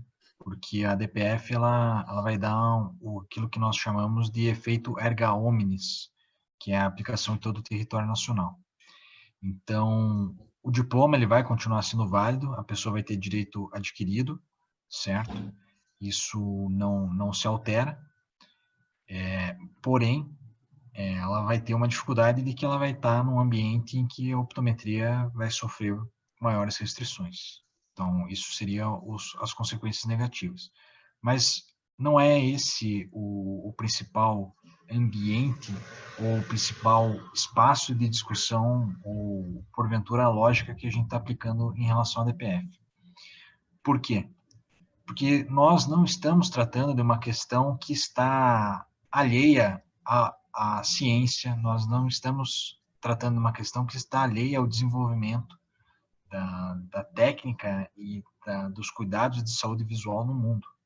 Então, é difícil imaginar que o STF vá soterrar todas as expectativas em relação à optometria. E ainda que faça isso, ainda vai ter o legislativo para poder fazer essa correção, caso esse erro histórico aconteça. Mas daquilo que nós percebemos, o otimismo e a esperança do resultado positivo é o que mais está presente no ambiente das pessoas que estão mais próximos do julgamento da DPF. Então, o Dr. Fábio Cunha já conversou com todos os ministros do STF, ele tem plena segurança e convicção de que o resultado vai ser positivo. A gente só não sabe prever exatamente qual deles vai ser, porque nós temos 3 opções. Muito bem, quero aproveitar para agradecer. Eu vejo que a live está sendo prestigiada por todos os nossos gestores, diretores de escola do Filadélfia, mas eu gostaria também de agradecer aos diretores, professores e gestores de outras instituições que ofertam a optometria no país. Eu não vou ser indelicado aqui de citar o nome de uma ou outra e acabar sendo indelicada não citando o nome de todas, mas os nossos agradecimentos, agradecimento também aos diretores das escolas, das unidades do Filadélfia, que disponibilizaram, inclusive, o espaço aí em alguns lugares, em substituição à aula, para que pudessem estar apostos aqui. O Saulo Morales faz uma pergunta direta ao Dr. Fábio: qual a chance de o STF acatar ao pedido de julgar pós-pandemia? Olha, é que assim, a DPF ela está em procedimento, né? Ela está em gestação há 12 anos. Então, quando o Dr. Fábio Cunha nos fala de que existe uma expectativa de que ela seja julgada assim que haja uma nova presidência no STJ, no STF, é baseado nessa percepção do Dr. Fábio Cunha, que nós, advogados, também sentimos, porque nós somos interlocutores dos nossos clientes. Então, o Dr. Fábio Cunha, como interlocutor do Conselho Brasileiro, ele se sente muito seguro em dizer que, com a troca da presidência do STF, é muito possível que a DPF seja julgada de uma forma mais rápida. Isso não é uma certeza, isso não é um fato constatado, mas isso é uma convicção de que as coisas devem caminhar. Então, eu acredito nisso, eu acredito que, e se as condições sanitárias permitirem, é possível que nós tenhamos um julgamento ainda esse ano, ou, quem sabe, no começo do ano que vem. Agora, a gente fica refém um pouco da questão sanitária, mas esse processo, ele é um dos processos que estão na fila da vez. Então, a gente tem a certeza absoluta de que ele vai ser julgado em breve. E, repito, o STF, hoje, em que pese a pandemia, tem menos demandas emergenciais do que tinha durante o período de 2016 até 2018, que ele foi super demandado. Hoje, ele está mais concentrado, tem menos convulsão social do que nós tivemos naquele período. Nós vivemos a Lava Jato, num momento super produtivo, nós tivemos o impeachment da presidente Dilma, e nós tivemos também as várias dificuldades que foram acontecendo durante o governo Michel Temer. Então, tudo isso pesa e ocupa os espaços e as preocupações do STF. Ainda que a gente esteja nessa situação sanitária, hoje os focos são menores, a discussão é menos intensa, e com certeza o STF vai analisar a situação da optometria o mais rápido possível. Muito bem. Tem uma pergunta aqui que me parece de extrema relevância e eu gostaria de fazê-la, então, doutora Thais. No caso de um julgamento favorável, o que isso traz de benefício para a profissão? No caso de um julgamento favorável, a gente já tem ali no ganho de causa, né, em que se tirariam todos os artigos que divergem, então, a Constituição, e aí não teríamos essa vigência. Eu vou tentar ser bem sucinta em cada um deles aqui, aí seria um pouco mais prático de colocar a visualização final, né, mas vamos lá. Decreto 20.931 de 32, artigo 38, a gente vai ter, então, se ele está em desconformidade hoje com a Constituição, nós observamos ali que, em síntese, seria a aplicação dos consultórios para atender clientes. Obviamente que, desviando dos moldes americanos, europeus, e também fugindo totalmente da questão que a gente que é super delicada de se tratar, de óticas plenas, mas a gente está falando especificamente de vamos abrir consultórios para atendimento. Tiraria, se isso fosse retirado, a gente entende que isso seria permitido.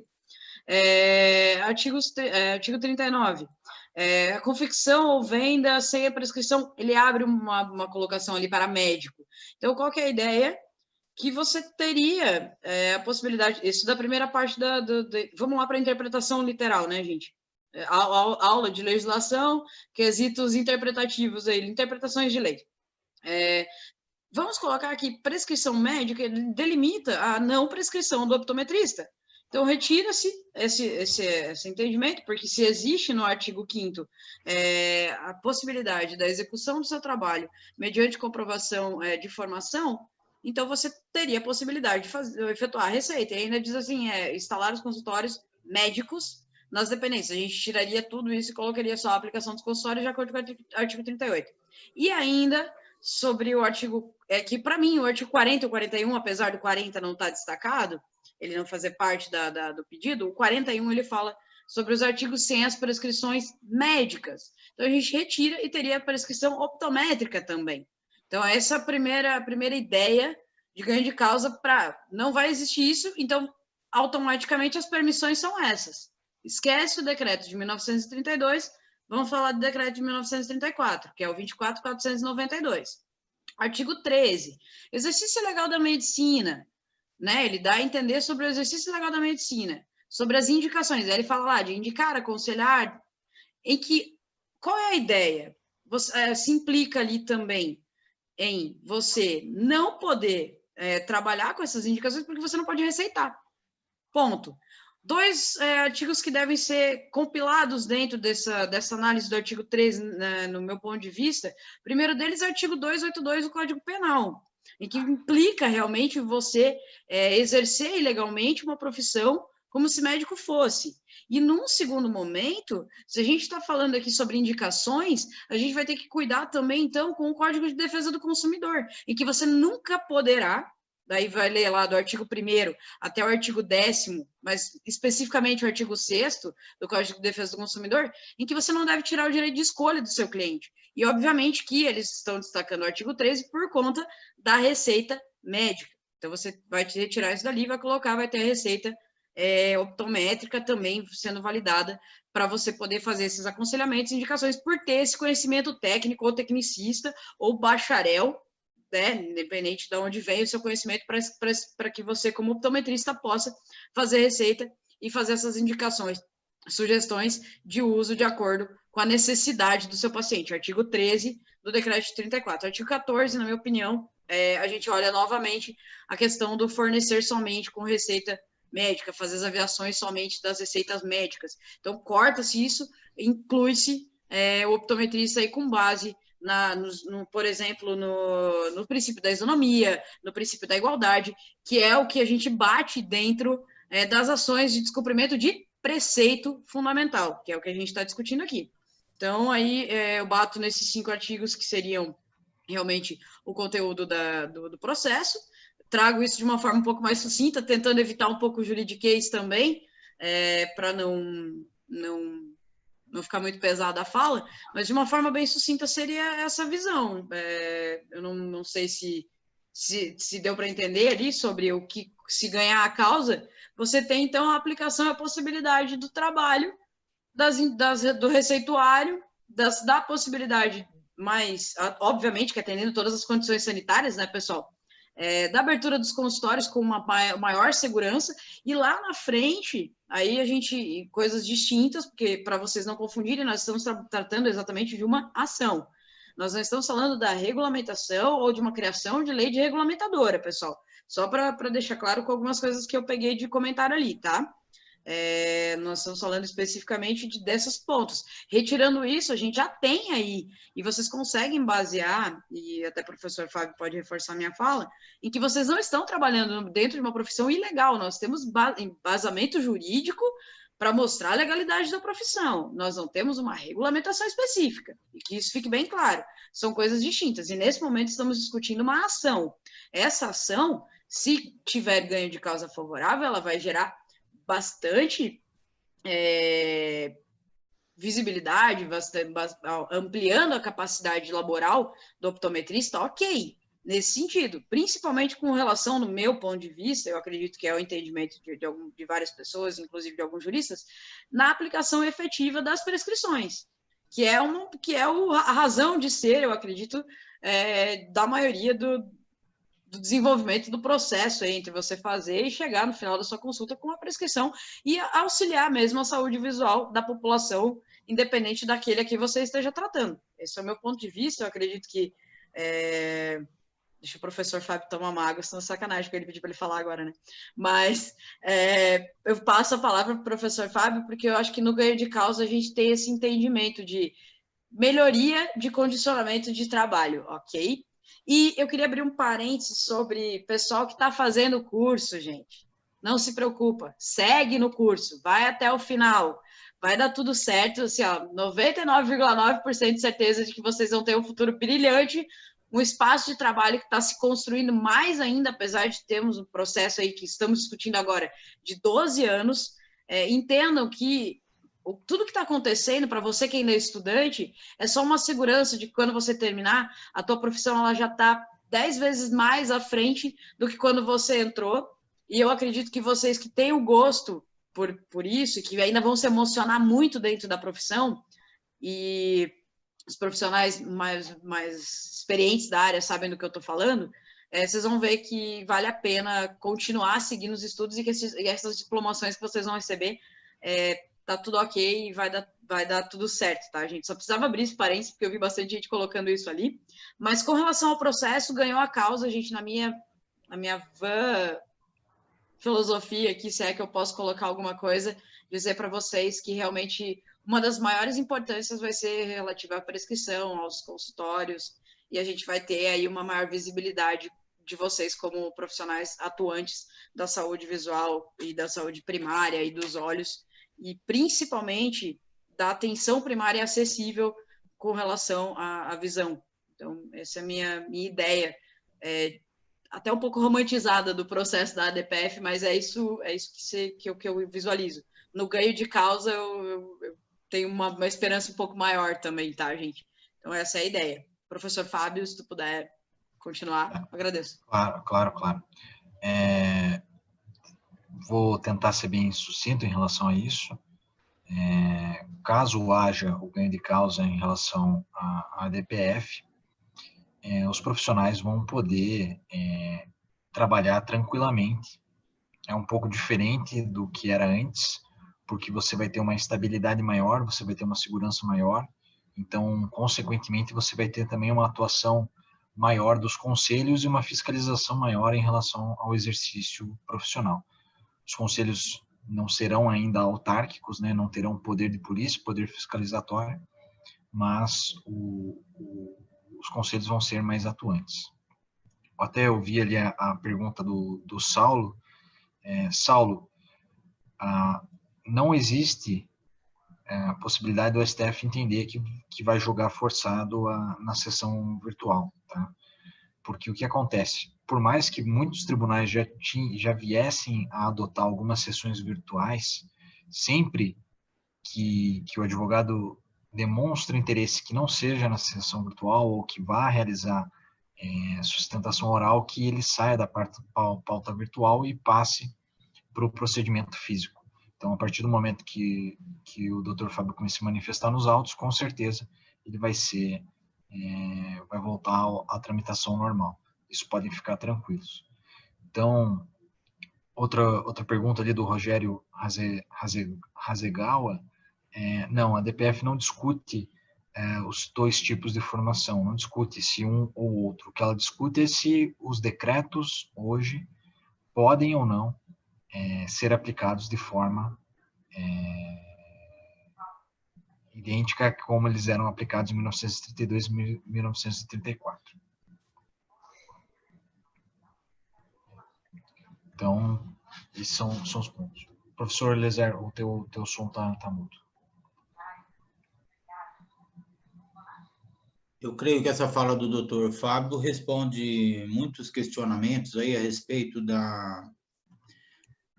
dos níveis, né? Se técnico, tecnólogo, bacharel. A DPF não discute isto e não há nenhum dispositivo legal que produza nenhum tipo de diferenciação na questão da formação. Pelo menos até então eu não lembro ter visto isso, né, que é algo que diferencie. Pessoal, nós tínhamos programado isso para 1h30 e nós estamos exatamente com 1h30. Eu insisto e gostaria de agradecer muito a participação do Reginaldo, do Fábio Merge, da Thaís. Gostaria que vocês fizessem as suas considerações finais para que a gente possa, então, encerrar essa nossa participação aqui. Por favor, as suas considerações finais, Reginaldo. Bom, gostaria só de falar em relação à pergunta bem anterior que a Thaís comentou sobre a filiação nos conselhos. É muito importante não somente a gente fala muito de optometria e acaba esquecendo dos óticos. Os óticos também fazem parte disso tudo. Então, não só é importante a filiação do ótico, quanto do optometrista nos conselhos. Porque sem dinheiro a gente não consegue fazer nada. Não adianta estar lá 4, 5 voluntários dentro do conselho, assumindo a diretoria, se não tiver como movimentar. Então, infelizmente, a gente precisa realmente dessas filiações, precisa que o pessoal fique em dia com os conselhos, que ajude os conselhos também. Isso é muito importante para a gente. Eu vejo que muito pessoal tem preocupação de perder o diploma, ou se é técnico, se é bacharel. Isso aí acho que vem muito de rede social. Muitas coisas são colocadas nas redes sociais falando sobre isso, e essa semana vai ser uma semana bem cheia dessas informações. Então, o pessoal tenta filtrar realmente o que é verdade e o que não é verdade, para não ficar com esse monte de dúvida na cabeça. Acho que nenhuma instituição educacional vai colocar o nome dela à toa, oferecendo curso, se não for um curso realmente sério. Temos aí o Eliezer, com o seu instituto, que faz anos que forma muita gente, e acho que não ia colocar o nome dele à toa nisso tudo. Queria agradecer ao professor por convidar, agradecer ao Fábio, a Thaís também, e quando precisar, estamos à disposição. Eu só gostaria, antes de vocês fazerem a sua participação final, aí, Fábio e Thaís, de forma bem objetiva, que respondessem aqui a pergunta do Everson. Gostaria de saber como ficam as pessoas que estão cursando. Eu acho que isso já foi, de certa forma, respondido, mas só para reforçar aí, como ficam as pessoas que estão cursando frente a essa questão? Na realidade, hoje o julgamento ou não da DPF não interfere em qualquer pessoa que esteja estudando. Tem que continuar estudando, tem que continuar o seu caminho dentro da optometria. A optometria não muda com o fato da DPF ter entrado em pauta ou não. A optometria muda a partir do momento que ela for julgada, e como a gente já falou, a gente está num cenário otimista, com expectativas otimistas, e quando a DPF for julgada, e se esse otimismo se concretizar, a gente vai ter uma situação muito mais tranquila, mais segura para a atuação do profissional. Caso a optometria ou que a DPF seja julgada e existam pessoas ainda cursando, todas as pessoas que estão dentro de um curso autorizado vão passar a ter o seu direito adquirido.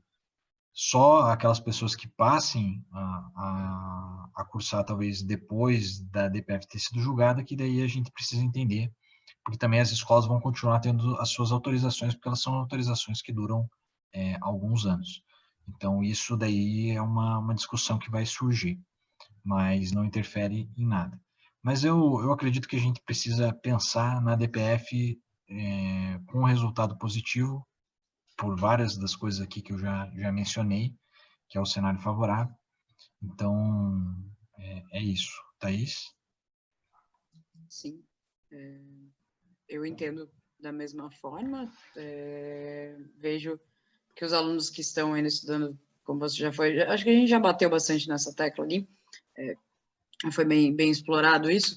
Continuem, são coisas distintas, façam seu curso, tenham a sua formação profissional, sigam nesse caminho. Eu acredito que vocês estão trilhando um caminho por decisão própria, por gostar, então eu acredito que terminem, concluam o seu sonho, vão atrás disso. Eu acredito que vocês aí vão se realizar bem e vão ficar bem tranquilos. A gente vai ter um próximo cenário pós a DPF 131, que é uma coisa que não vai atingir aqueles que já estão cursando.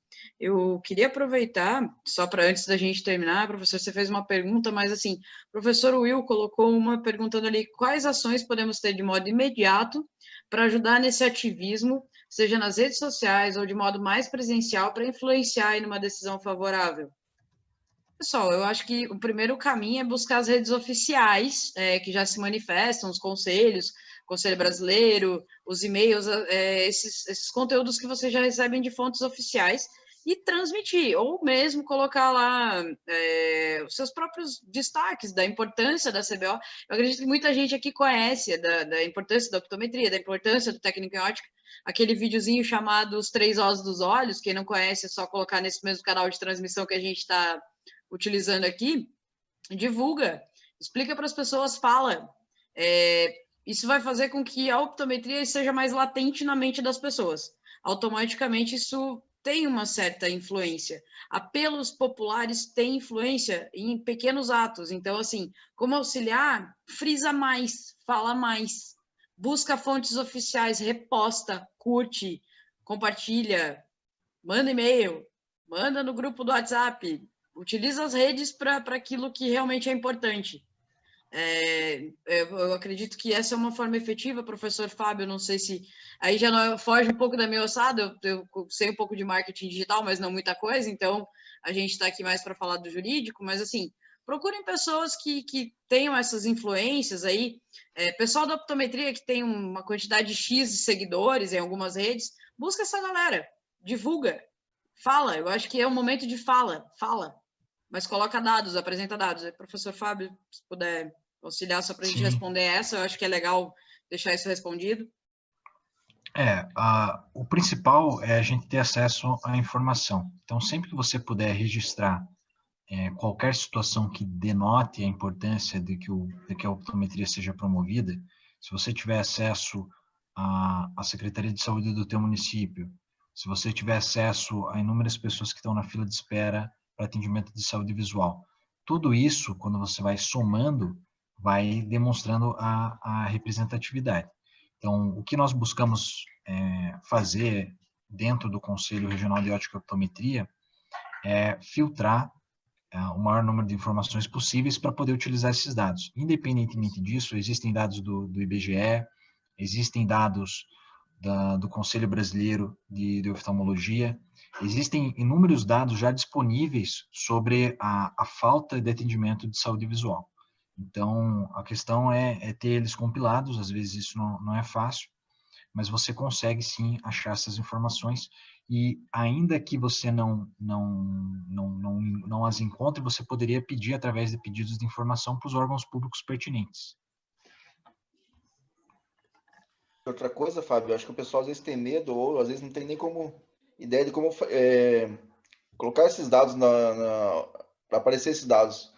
E se alguém tem dúvida, esse tipo de dúvida, de ter alguma coisa e não tem como passar isso para frente, entre em contato com seus regionais estão aí para isso mesmo, para poder ajudar vocês. Então, qualquer informação que a gente consegue receber de pessoas, de filiados ou não filiados mesmo, a gente tenta filtrar isso e colocar para frente, fazer algo com esses dados. Então, é muito importante isso com a gente também. Muito bem. Gostariam os senhores de fazer suas considerações finais, e a gente, o assunto é tão interessante que eu acho que a gente vai marcar uma outra, e agora com um pouco mais de prazo, né, para a gente poder conversar, e eventualmente não, com certeza, né, no pós-julgamento, para a gente avaliar os efeitos positivos de uma decisão favorável. Então, as suas considerações finais, Fábio e Thaís, para a gente poder encerrar. Bom, fico feliz de ter tido esse espaço, agradeço o professor Eliezer, agradeço a doutora Thaís por poder ter compartilhado esse espaço com ela, foi um prazer estar aqui essa noite, agradeço a presença do meu amigo Reginaldo, mais uma vez podemos nos encontrar, e eu acredito que a gente deva estar grato de ter uma equipe como a equipe do Conselho Brasileiro de Ótica e Optometria, grato de estar sendo acompanhado pelo Dr. Fábio Cunha, que é um excepcional advogado, que sofre e sente as dificuldades dos profissionais que ele atende. E nós temos que ter a esperança, a tranquilidade e a parcimônia de aguardar mais um pouco, que vai chegar, e eu não tenho dúvida de que muitos irão celebrar essa conquista assim que possível. Porque a gente conversa, inclusive no Conselho Regional de Ótica e Optometria do Paraná, que a verdade pode demorar, mas ela vai chegar. E nós sabemos que aqueles que estão do lado da optometria estão do lado da verdade, que também estão do lado da população que a gente sabe que sofre e que não tem acesso a atendimento. Tá? Então, essas são as minhas considerações finais. Eu desejo uma boa noite a todos. Eu agradeço também a todos ali que mencionaram meu nome. Não sei se era para mim, mas eu agradeço os alunos do Filadélfia. E é isso. Uma boa noite. E, mais uma vez, obrigado. Doutora Thaís? Ok. Primeiramente, boa noite. Eu agradeço ao Instituto Filadélfia na presença do professor Eliezer, que é um grande entusiasta da ótica e optometria, ao Reginaldo, pela presença, representando o conselho. Doutor Fábio, um prazer inenarrável discutir esse material contigo, pela primeira oportunidade de fala juntos. E agradeço também a todos os professores e coordenadores que se fizeram presente na live, bem como todos os alunos. Obrigado pelas perguntas, pelos questionamentos. Entendo que em breve teremos algum resultado positivo, visualizamos isso, torcemos por isso. Estaremos aqui também colocando nossos esforços nos estudos para, em breve, poder dirimir outras questões que venham a surgir, outras conversas, outras oportunidades como essa. Agradeço a todos aí pelo tempo que nos cederam também, e tenham todos uma ótima noite e agradeço. Seria isso. Essas são as minhas considerações finais. Reginaldo, gostaria de complementar alguma coisa? Ou... Só eu respondi escrevendo para o Eric ali, mas às vezes, como a gente citou bastante hoje aqui, né, vamos dar uma atenção para ele. Ele perguntou sobre a filiação do aluno. Sim, o aluno pode se filiar ao conselho, sim. Claro que ele vai ter algumas restrições, né, ele é apenas um aluno, então ele não pode atuar como optometrista ou como óptico, mas ele pode se filiar, sim. É só entrar em contato com o regional mais próximo dele e tirar as dúvidas com o regional dele. Da minha parte está encerrado, professor. Muito obrigado pelo convite. Senhoras e senhores, então, nós daremos aí, então, por encerrado esta brilhante participação. Muito obrigado ao doutor Fábio, à doutora Thaís, obrigado ao Reginaldo. E muito obrigado aos senhores que participaram, não só pessoas ligadas ao Filadélfia, mas ligadas a diversas instituições educacionais, a gente pôde perceber ali. Muito obrigado, que Deus abençoe a todos e que ele não esqueça de mim, porque talvez seja o filho mais demandante dele. Tenham todos uma boa noite, fiquem com Deus, e nós, pelos canais aí do Filadélfia e de outras instituições que estão nos apoiando, como a Biótica, conselhos regionais e sindicatos, estaremos fazendo a divulgação das nossas novas ações. Pretendemos, e eu pediria a conivência dos senhores, de que a gente possa estar disponibilizando esse material no nosso canal de YouTube para aqueles que queiram fazer a leitura, a releitura, ou que não puderam participar. Gostaria de pedir a autorização dos senhores para deixar lá exposto as vossas imagens. Tá ok? Liberado. Tudo certo? Muito Tudo certo. obrigado. Muito obrigado. Tenham uma boa noite. Fiquem com Deus. Tchau, tchau, Boa gente. noite. Tchau, tchau. Boa noite.